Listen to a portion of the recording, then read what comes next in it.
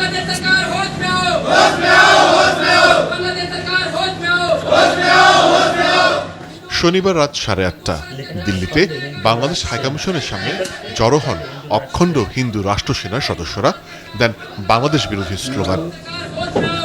এক পর্যায়ে নিরাপত্তা বেষ্টনী ভেদ করে হাইকমিশনের একদম সামনে চলে আসেন বিক্ষোভকারীরা। হাইকমিশনার রিয়াজ হামিদুল্লাহ ও তার পরিবারকে হুমকিও দেওয়া হয়। প্রায় আধা ঘন্টার বিক্ষোভে ছড়িয়ে পড়ে আতঙ্ক, উদ্বেগ। ঘটনার পরদিন এ নিয়ে মুখ খুলে দিল্লি। অখণ্ড হিন্দু রাষ্ট্রসেনার সদস্যদের বিক্ষোভকে গালগল্প বলে উড়িয়ে দেয় দেশটি। উল্টো দীপুচন্দ্র দাসের হত্যার কথা উল্লেখ করে ঢাকার গায়ে দায় চাপায় ভারত। বিষয়টি নিয়ে পররাষ্ট্র মন্ত্রণালয়ে সাংবাদিকদের মুখোমুখি পররাষ্ট্র উপদেষ্টা তৌহিদ হোসেন প্রত্যাখ্যান করেন ভারতের বিবৃতি। ভারতীয় প্রেস নোটে যে কথা বলা হয়েছে এটা সম্পূর্ণভাবে আমরা প্রত্যাখ্যান করি।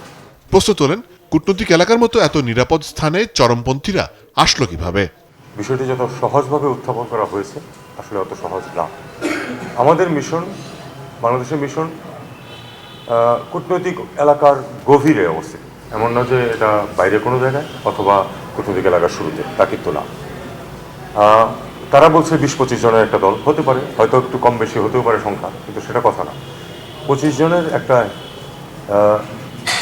হিন্দু চরমপন্থী সংগঠনের 25 বা 30 জনের একটা দল এত দূর পর্যন্ত আসতে পারবে কেন একটা স্যানিটাইজড এলাকার মধ্যে?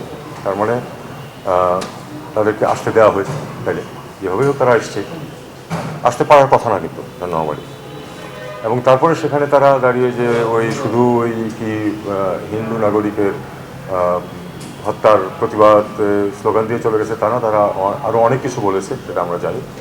এবং আমাদের পত্রপত্রিকায় যে রিপোর্টটা আসছে সেটা কিছু তারা বলছে মিসলিডিং, এটাও সত্য না।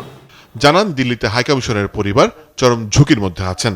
এর ভিতরে কিন্তু একটা পরিবার বাস করে, হাইকমিশনার এবং তার পরিবার কিন্তু ওখানে বাস করে।